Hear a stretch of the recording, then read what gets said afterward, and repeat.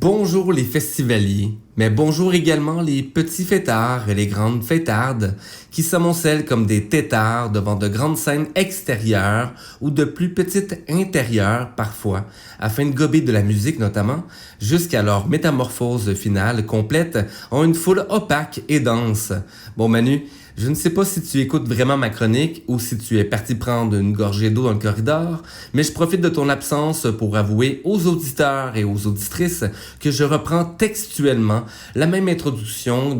que dans ma dernière chronique, puisque je veux vous parler brièvement aujourd'hui d'un festival mais ô combien très particulier qui se tient en ce début du mois de juin. Mais juste avant de me lancer pleinement dans le sujet, pour ceux et celles qui n'auraient pas écouté ma dernière chronique, je répète ici qu'une foule est d'abord et avant tout le regroupement d'un grand nombre d'individus ou de personnes qui se rassemblent temporairement dans un lieu précis, à un moment déterminé, et ce, afin de partager des idées ou des émotions, notamment. Cette courte définition me permettait ainsi d'introduire dans ma dernière chronique l'idée selon laquelle la psychologie et la sociologie s'évertuent depuis des années à étudier comment des individus ou des personnes qui n'ont comme ultime point en commun que celui de vouloir être là au même endroit et au même moment.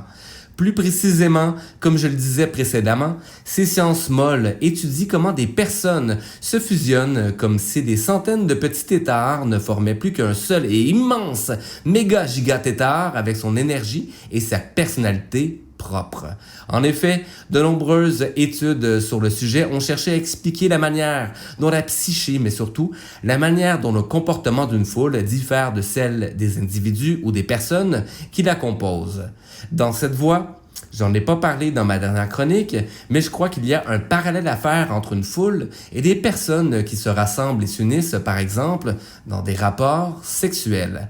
Je dis cela, mais j'irai même un peu plus loin. En effet, si la psyché et le comportement d'une foule peut différer de celle des individus ou des personnes qui la composent, dans un couple ou dans une union libertine, par exemple, les principes moraux et ou sanitaires de chacun des partenaires peuvent être mis à mal dans la mesure où la tension ou l'énergie sexuelle peuvent mener à des comportements sexuels à risque qui diffèrent des comportements habituels des membres du couple et ou des partenaires en union libre. Qu'importe. Bref, ceci dit ou ceci étant dit, du coup de la sorte, permettez-moi aujourd'hui de vous parler brièvement d'un festival bien particulier dont le slogan est sans équivoque, je cite, « Beau temps pour se faire dépister ». En effet, le site internet du festival propose l'idée suivante.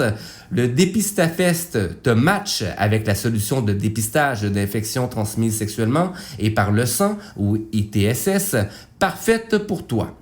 Ainsi donc, du 2 au 16 juin 2024, le mercure monte et on se déshabille en toute connaissance de fesses, lance le festival. Durant 2 semaines, plus d'une soixantaine de cliniques partenaires accueilleront les festivaliers afin de les tester lors du festival mural, du pique-nique électronique et d'air commune à Montréal, mais vous pourrez également rencontrer les partenaires du festival dans plusieurs régions du Québec, comme en Estrie et dans les Laurentides.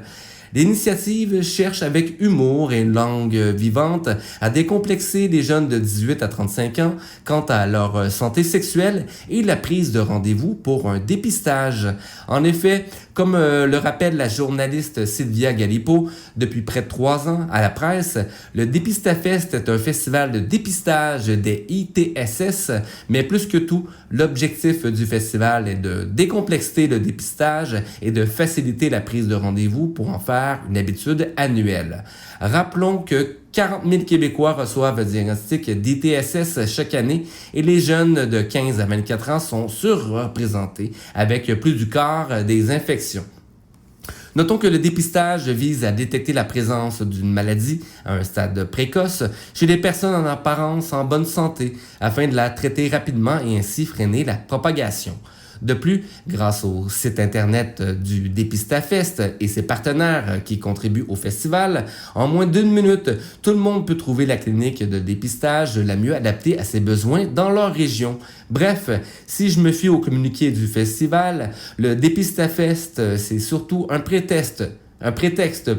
pour créer une bonne habitude, c'est-à-dire une habitude qui consiste à prendre un rendez-vous pour un dépistage des ETSS au moins une fois par année. C'est un petit pense-bête, pas bête, pour rappeler aux jeunes adultes que prendre soin de sa santé sexuelle et par le fait même de celle de